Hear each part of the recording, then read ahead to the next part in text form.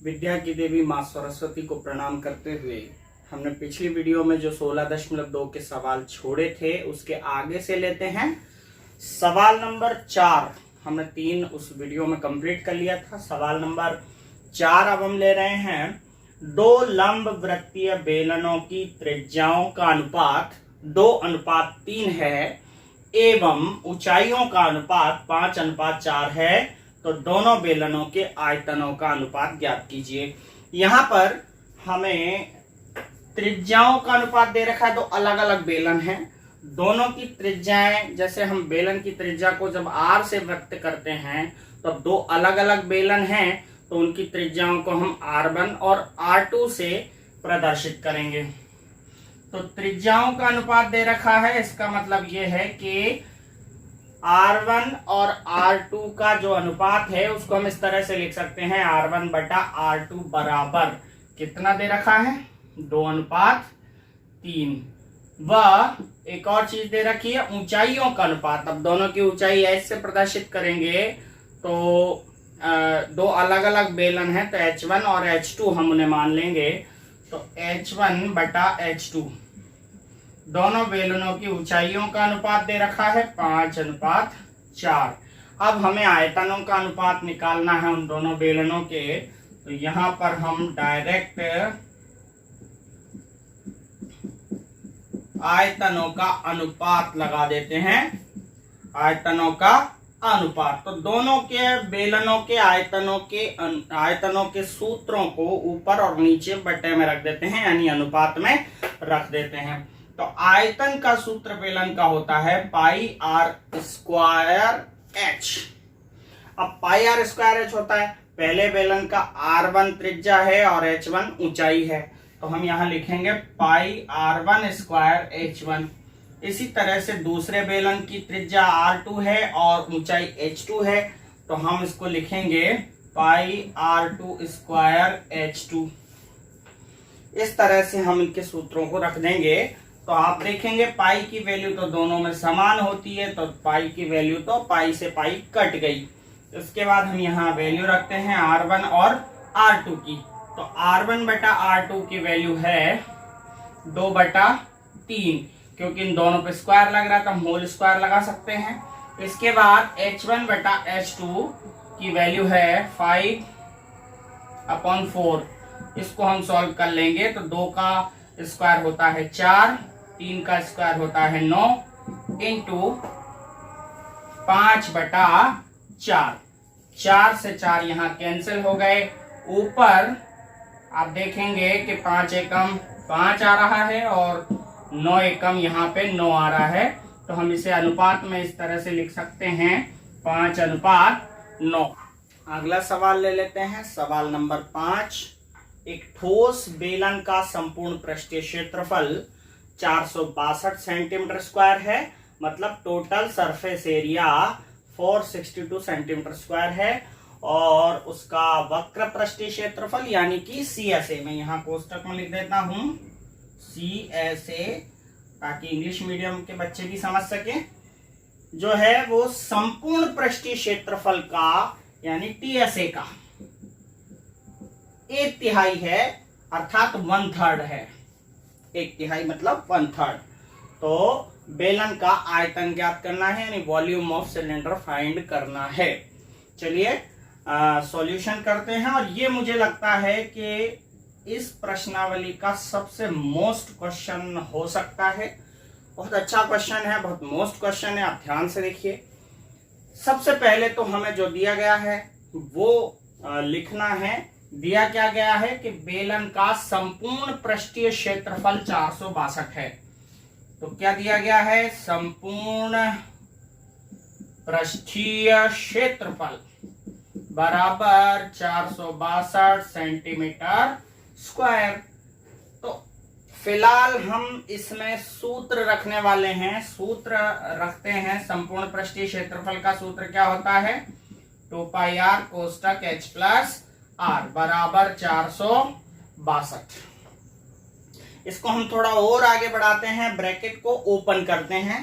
2 pi are का गुणा h से हुआ तो होगा 2 पाई आर h, और 2 पाई आर का गुणा जो है r से होगा तो ये होगा 2 पाई आर स्क्वायर बराबर 462।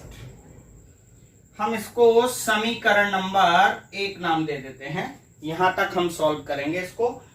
जो संपूर्ण पृष्ठीय क्षेत्रफल दे रखा है, टोटल सरफेस एरिया दे रखा है, उसको हम फॉर्मूला लगाएंगे और फॉर्मूले को और आगे बढ़ा करके लास्ट स्टेज में ले जाएंगे कि 2 pi R H plus 2 pi R square बराबर 462। यहां अपन इसको इक्वेशन नंबर 1 नाम दे देंगे, समीकरण 1। इसके बाद एक और शर्त इसने सवाल में दे रखी है, इसका जो वक्र पृष्ठ क्षेत्रफल है वो संपूर्ण पृष्ठीय क्षेत्रफल का 1/3 है, 1/3 है। तो इसी तरह से ये जो लाइन है हम लिख लेंगे, वक्र पृष्ठीय क्षेत्रफल बराबर 1/3 कोष्टक संपूर्ण पृष्ठीय क्षेत्रफल। ये CSA है और ये TSA है। वक्र पृष्ठीय क्षेत्रफल 1/3 है संपूर्ण पृष्ठीय क्षेत्रफल का। तो वक्र पृष्ठीय क्षेत्रफल का सूत्र क्या होता है, 2 पाई आर एच बराबर 1/3, और संपूर्ण पृष्ठीय क्षेत्रफल दे ही रखा है आपको 462, तो यहां लिख देंगे 462। 3 से अपन क्रॉस करते हैं इसको, 3 एकम 3, 3 पंज 15, 3 चौक 12। तो 2 पाई आर एच की जो वैल्यू है वो आ गई 154। ये जो मान है 2 पाई आर एच का, ये हम समीकरण 1 में रखते हैं। देखिए बहुत आसान तरीके से मैं आपको बता रहा हूं, मैंने फॉर्मूले को यहाँ लास्ट स्टेज तक सॉल्व किया है। फिर 2 पाई आर एच की वैल्यू डायरेक्ट हमें 154 प्राप्त हो गई है, वो हम समीकरण नंबर 1 में रख रहे हैं 154 डायरेक्ट। इससे अच्छी मेथड नहीं हो सकती आपके लिए। यहां पर हम 2 पाई आर एच की वैल्यू 154 रखते हैं, तो यहां 154 प्लस, फिर आगे लिखा हुआ है 2 पाई आर स्क्वायर बराबर है 462। अब 154 को हम उधर ले जाते हैं, तो यहां बचता है 2 पाई आर स्क्वायर बराबर 462 माइनस 154। तो 2 पाई आर स्क्वायर बराबर, चाहे तो यहां मान रख सकते हैं पाई का, ये देखिए 2 पाई की वैल्यू 22/7 और आर की वैल्यू आर ही रहेगी अभी, आर स्क्वायर। और 462 में से 154 घटाते हैं, 12 में से 4 गए 8, 5 में से 5 गए 0, और यहाँ पे 4 में से गए 308 बचते हैं। जी हाँ, 308 बच रहे हैं। इनको हम जो गुणा वाली संख्या है यानी कि ऊपर की है वो नीचे चली जाएगी और नीचे की ऊपर चली जाएगी, पक्षांतर कर देते हैं।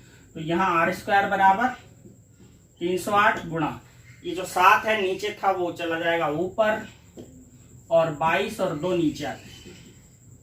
हमने यहाँ गुणा नहीं किया, थोड़ा भाग लगाने में परेशानी आ जाए, आप डायरेक्ट काट लीजिए, अलग अलग संख्या से ज्यादा अच्छा रहेगा। 22 के पहाड़े से हम कट करते हैं, 22 से कम 22 बचे 8 हो गए 88, 22 चौका 88, 14 बार ये कट रहा है, फिर 2 से ये 7 बार कट रहा है। इस तरह आर स्क्वायर की वैल्यू 7 स्क्वायर प्राप्त हो गई। तो आर की वैल्यू कितनी होगी, 7। जब दोनों तरफ स्क्वायर हो तो मतलब घातें दोनों तरफ बराबर है, तो आधार बराबर मान लेते हैं, आर बराबर हो गया 7। यानी कि हमें उस बेलन की त्रिज्या पता चल गई। अब हम इस आर का मान किसी समीकरण में रखते हैं, इसको भी हम समीकरण नाम दे देते हैं 2, और उसका मान हम इसमें रखेंगे तो हमें एच की वैल्यू भी प्राप्त हो जाएगी। और जब हमें आर और एच दोनों की वैल्यू प्राप्त हो जाती है, कोई भी वैल्यू प्राप्त करने के लिए कोई भी मान, जैसे वक्र पृष्ठीय क्षेत्रफल, संपूर्ण पृष्ठीय क्षेत्रफल और आयतन, इन तीनों के लिए हमें बेलन में त्रिज्या और ऊंचाई की आवश्यकता होती है। और हमें त्रिज्या प्राप्त हो गई है, ऊंचाई प्राप्त करने के लिए हमें वो मान रखना पड़ेगा। तो आप इसको नोट कर लीजिए, फिर मैं आगे यहां पे करता हूं। चलो मैं यहां कर देता हूं। r का मान समीकरण 2 में रखने पर, समीकरण 2 में रख देते हैं। 2 पाई की वैल्यू है 22/7, r की वैल्यू आपको प्राप्त हो गई 7 और h की वैल्यू अपन को पता करना है, बराबर के उस तरफ है 154। 7 से 7 यहाँ कट गए। अब हम h बराबर 154 और 22 और 2 को हम ले आते हैं नीचे, 2 × 22, 22 से कट जाएगा ये 7 बार, h की वैल्यू हो गई 7/2। अब 3.5 यानी 2 का भाग भी लगाकर 3.5 लिख सकते हैं, लेकिन अब इसको यहीं रहने देते हैं। और अब अपन को आयतन निकालना है तो हम आयतन का फॉर्मूला लगा सकते हैं। तो आयतन होता है πr² h। तो 22/7, r का मान 7 है तो 2 बार लिखेंगे, h का मान आपको 7/2 प्राप्त हो गया। ये अपन 7 से 7 काट देते हैं, 2 से 11 काट देते हैं, 22 काट देते हैं 11 बार, 11 × 7 = 77, 7 × 7 = 49 और 4 × 53 539। आयतन की जो इकाई है वो सेंटीमीटर³ होती है। इस तरह से हमें ये उत्तर प्राप्त हो गया। बस हमें यहाँ समझना है सवाल को, संपूर्ण पृष्ठीय क्षेत्रफल का फॉर्मूला लगाना है, उसे ओपन करना है, फिर अगला जो शर्त है वो लिखनी है और 2πrh की वैल्यू 154 हमें रखनी है। इससे हमें r प्राप्त होगी, r की वैल्यू हम समीकरण 2 में रखेंगे तो h प्राप्त हो जाएगा, फिर आयतन हम निकाल सकते हैं। बहुत आसान तरीका है, अगर आप इस सवाल को कर पाएंगे तो ये मुझे लगता है कि ये बहुत मोस्ट क्वेश्चन है और आपको अच्छे तरीके से सीखना चाहिए। क्वेश्चन नंबर 6 तो क्वेश्चन नंबर 7 आप करें।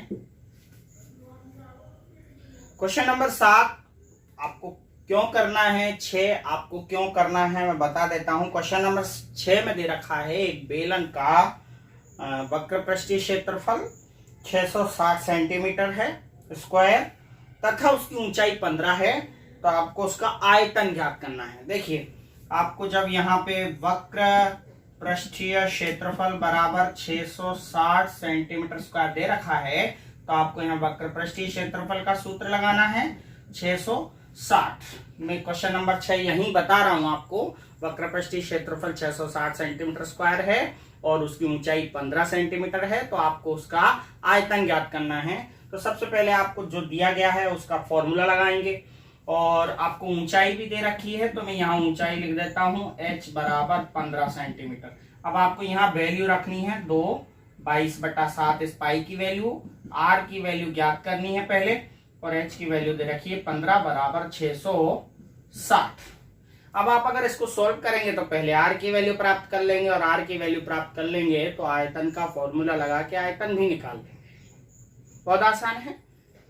ये सवाल नंबर 7 है। आपको बेलन का आयतन 30 पाई दे रखा है और आधार का क्षेत्रफल 6 पाई सेंटीमीटर स्क्वायर दे रखा है। अगर आप इसका फॉर्मूला लगाते हैं, इसका फॉर्मूला लगाते हैं, इसके फॉर्मूले में आपको याद होगा πr² h आता है, ये 30 पाई हो गया और इसके फॉर्मूले में आता है आपके आधार का क्षेत्रफल है तो वृत्त का क्षेत्रफल होगा πr² बराबर 6 पाई। तो आप इस πr² की वैल्यू की जगह 6 पाई रख देंगे यहाँ पे, तो 6 पाई h बराबर 30 पाई, तो h की वैल्यू आ जाएगी। बहुत सिंपल। इसीलिए मैं आपको प्रैक्टिस करने के लिए कह रहा हूं, तो दोनों सवाल 6वां और 7वां आप प्रैक्टिस करें। और अब हम चलते हैं सवाल नंबर 8 की तरफ। और सवाल नंबर 8 जो है वो उसी सवाल की तरह मोस्ट है जो सवाल नंबर 5 हमने किया था। सवाल नंबर 8 है एक बेलन का आयतन तथा वक्र पृष्ठीय क्षेत्रफल क्रमशः 1650 सेंटीमीटर क्यूब तथा 660 सेंटीमीटर स्क्वायर है। बेलन की त्रिज्या और ऊंचाई दोनों ज्ञात करनी है, दोनों पता नहीं है। तो देखिए बेलन का आयतन और वक्र पृष्ठीय क्षेत्रफल क्रमशः, कई बच्चे यहाँ कंफ्यूज हो जाते हैं, आयतन वक्र पृष्ठीय क्षेत्रफल और यहाँ क्रमशः शब्द दे रखा है और ये दोनों मान लगातार दे रखे हैं। इसका मतलब ये हुआ कि आगे आयतन है तो ये आयतन हुआ और पीछे की तरफ वक्र पृष्ठीय क्षेत्रफल है तो ये वक्र पृष्ठीय क्षेत्रफल हुआ। वैसे भी हम इकाई से पता कर सकते हैं, सेंटीमीटर क्यूब लग रहा है तो वो आयतन का है और ये सेंटीमीटर स्क्वायर है, ये क्षेत्रफल का है। चलिए हम इनको देख लेते हैं। बेलन का आयतन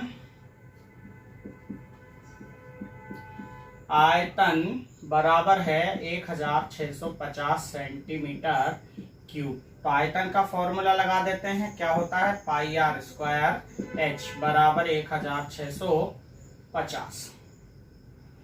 यहाँ पे हम समीकरण नंबर 1 बना देते हैं। इसी तरह से वक्र पृष्ठीय क्षेत्रफल दे रखा है, यानी सीएस है। वक्र पृष्ठीय क्षेत्रफल बराबर है 660 सेंटीमीटर स्क्वायर। तो वक्र पृष्ठीय क्षेत्रफल का सूत्र होता है 2 पाई आर एच बराबर 660। आप 2 को नीचे ले जाएं तो यहाँ होता है पाई आर एच बराबर 660/2। तो पाई आर एच की वैल्यू जो है वो आ जाती है 330। यह मान आप समीकरण 1 में रखें। देखिए पाई आर एच, यहाँ पे पाई आर एच छुपा हुआ है, पाई आर स्क्वायर एच है, तो ये डबल आर है, तो पाई आर और एच यहाँ पर है। तो हम यहाँ पे इसको यूं लिखेंगे, पाई आर एच और एक कोष्टक में आर हम लिख सकते हैं। तो ये पाई आर एच बचा आपका, उस पाई आर एच की वैल्यू आप 330 रख दीजिए। आर बराबर ये 1650, 330 नीचे ले जाएंगे तो 1650/330, 0 से 0 कट गए, 33 से ये 5 बार कटते हैं, तो आर की वैल्यू यहाँ आ गई 5। ये जो आर का मान है आप समीकरण 1 में रख सकते हैं, और इसको भी आप समीकरण 2 मान सकते हैं, इसमें रख सकते हैं। किसी भी समीकरण में रखेंगे तो एच का मान आ जाएगा। इसमें रख लेते हैं, यह मान समीकरण 2 में रखने पर, समीकरण 2 में रखते हैं तो समीकरण 2 है पाई आर एच बराबर 330। अपन आर के स्थान पर 5 रखने वाले हैं, 22/7 तो पाई की वैल्यू हो गई, आर की जगह आ गया 5। एच का मान प्राप्त करना है तो 330। 5 और 22 दोनों ऊपर की तरफ है, वो चले जाएंगे नीचे, तो 330 और ये नीचे वाला ऊपर आ जाएगा, तो 7, 22 और 5 नीचे आ जाएंगे, तो 22 × 5 काट लेते हैं 5 से। 5 × 30, 5 × 30 और 22 से कट गया 3 बार, तो h की वैल्यू आ गई आपके 7 या 21 सेंटीमीटर, और ये r की वैल्यू आ गई। एक ही आंसर हो गया, एक ही आंसर हो गया।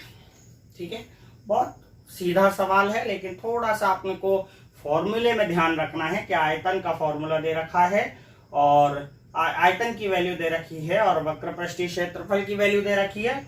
दोनों के फॉर्मूले लगाने हैं और जो मैचिंग चीज है अपन को एक की वैल्यू दूसरे में प्रतिस्थापित करनी है। तो आ जाते हैं सिंपल। सवाल नंबर 8 हमारा कंप्लीट हो गया है।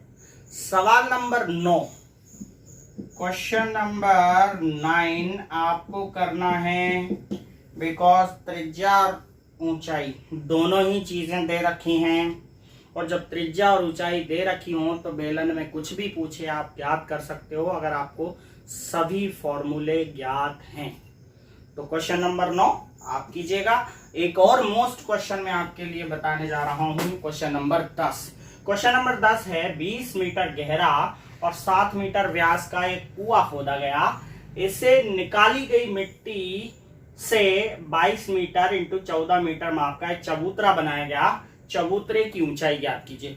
क्वेश्चन बहुत अच्छा है, आप समझने का प्रयास करेंगे। मैं चित्र के माध्यम से आपको समझाऊंगा कि एक जो है गड्ढा, कुआं कैसा होता है। कुएं की आकृति हमेशा बेलनाकार होती है। तो कुआं खोदा गया है और कुएं में से जो मिट्टी निकली उसे एक चौकोर जगह पर, जिसका माप दे रखा है 22 × 14, उस पर डाला जाता है। अब वो मिट्टी निकल रही है, उस पे जा रही है, मिट्टी निकल रही है, उस पे जा रही है, तो वो थोड़ा ऊंचा उठ गया।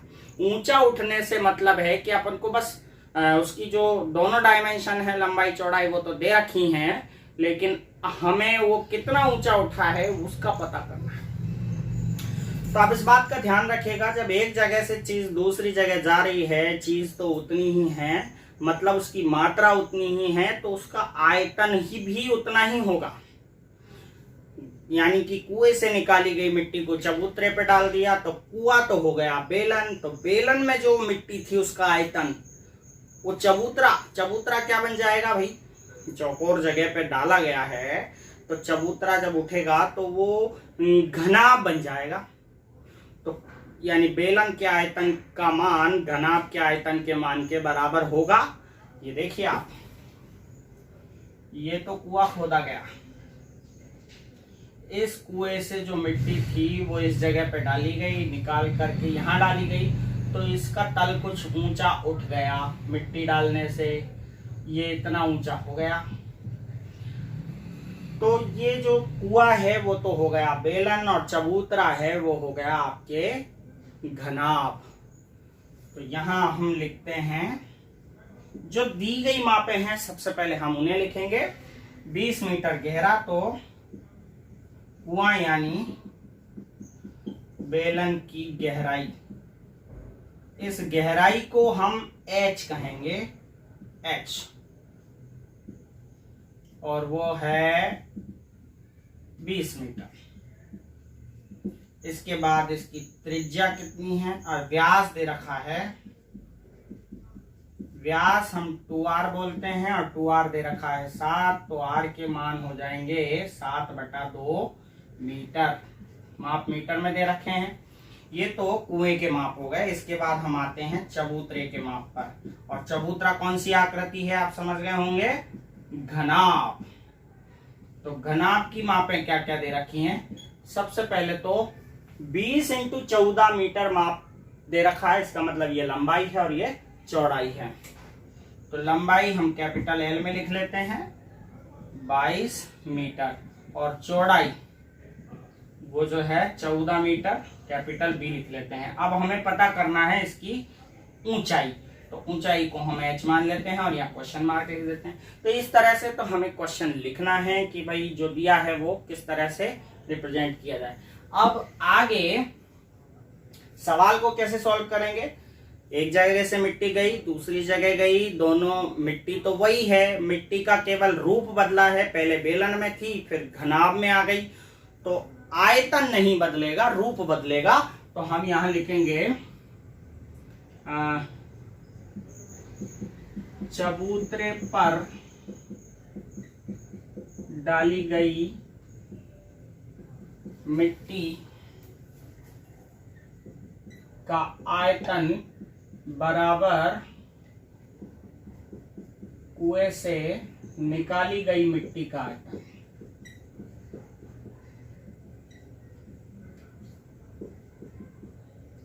कुल मिलाकर के बात यह है कि दोनों आकृतियों के आयतनों के फॉर्मूले बराबर में रखने हैं।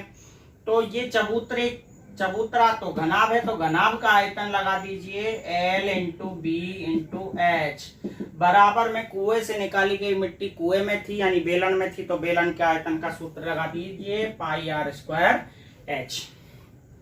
अब यहाँ वैल्यू रख दीजिए, L का मान है यहाँ पे 22, B का मान है 14 और H हमें ज्ञात करनी है, बराबर पाई का मान होता है 22/7 और R का मान आपके पास है 7/2, तो स्क्वायर है इसलिए 2 बार लिखेंगे, और H का मान है 20, ये 20 लीजिए। बहुत आसान सवाल है, 7 से 7 कैंसिल हो गए, 2 से 20 कैंसिल हो गए 10 बार, इस 2 से कैंसिल हो गए 11 बार। तो अब ये 22 और 14 जो गुणा में है वो नीचे चले जाएंगे, तो H की वैल्यू यहाँ पे है 11 और ऊपर बचा है 7 और एक 10 बचा है। इसके अलावा ये जो संख्याएं नीचे जाएंगी तो 22 × 14, 11 से कट गए, 11 से ये 22 कट गए 2 बार, 7 से कट गए 14 2 बार, और ये 2 से कट गया 5 बार, तो H बराबर आया 5/2, 2 का भाग लगाते हैं तो 2.5 मीटर, यानी कि चबूतरे का की जो ऊंचाई है वो 2.5 मीटर होगी। आ गया समझ में? बस इस तरह से सवाल को बहुत आसान तरीके से कर लीजिएगा, एक बार खुद प्रैक्टिस भी कीजिएगा, आपको आ जाएगा। चलिए अगला सवाल ले लेते हैं 11वां। एक बेलनाकार बर्तन में 30,800 सेंटीमीटर क्यूब पानी भरा जा सकता है। यदि बर्तन की भीतरी त्रिज्या 14 सेंटीमीटर है तो उसका भीतरी वक्र पृष्ठीय क्षेत्रफल ज्ञात कीजिए। सवाल में केवल एक चीज दे रखी है, वो है बर्तन में कितना पानी भरा जा सकता है। भरना मतलब उसका आयतन, इसका मतलब आपको आयतन दे रखा है और इकाई से भी पता कर सकते हैं कि ये आयतन है, क्योंकि यहाँ पे इकाई सेंटीमीटर क्यूब लगी हुई है। तो हम लिख लेते हैं क्या दे रखा है। एक तो भीतरी त्रिज्या दे रखी है, तो सबसे पहले तो हम त्रिज्या लिखेंगे। त्रिज्या r होती है कितनी, 14 सेंटीमीटर। अब आयतन दे रखा है, डायरेक्ट हम इसे आयतन ही लिख देते हैं। आयतन कितना दे रखा है, 30,800 सेंटीमीटर क्यूब। तो जब आयतन दे रखा है तो हम आयतन का सूत्र लगा देते हैं, पाई आर स्क्वायर एच बराबर 30,800। पाई का मान रख देते हैं 22/7, आर का मान रख देते हैं 14 × 14, एच का मान ज्ञात कर लेते हैं 30,800। क्योंकि किसी भी मान को प्राप्त करने के लिए बेलन के हमें दोनों चीजों की जरूरत होगी, त्रिज्या और ऊंचाई। तो त्रिज्या तो दे रखी है, ऊंचाई नहीं दे रखी, तो पहले ऊंचाई निकालते हैं इसका प्रयोग करके। 7 से 14 को काट देते हैं 2 बार। अब यहाँ पर 22, 14 और 2 हैं जो नीचे चले जाएंगे, तो h बराबर होगा 30,800 बटा 22 × 14 × 2। सबसे पहले हम छोटी संख्या से इसको कट करते हैं। 2 से 2 एकम 2, 2 पंजे 10, 2 चौका 8 और ये 00। अब हम जानते हैं 22 7 154 होते हैं, तो 7 बार ये कट गया, 2 0 ये बची, फिर 14, तो ऊपर बचा 700, नीचे 14। 14 से ही काट देते हैं, 14 पंजे 70 होते हैं, 0। 50 सेंटीमीटर की ऊंचाई आ गई। ऊंचाई आने के बाद आपको वक्र पृष्ठीय क्षेत्रफल निकालना है। वक्र पृष्ठीय क्षेत्रफल यानी कि CSA फॉर्मूला लगा देंगे अपन 2πr/h। इसमें वैल्यू रख लीजिएगा, आ जाएगा आंसर। इसी तरह हम अगला सवाल ले लेते हैं।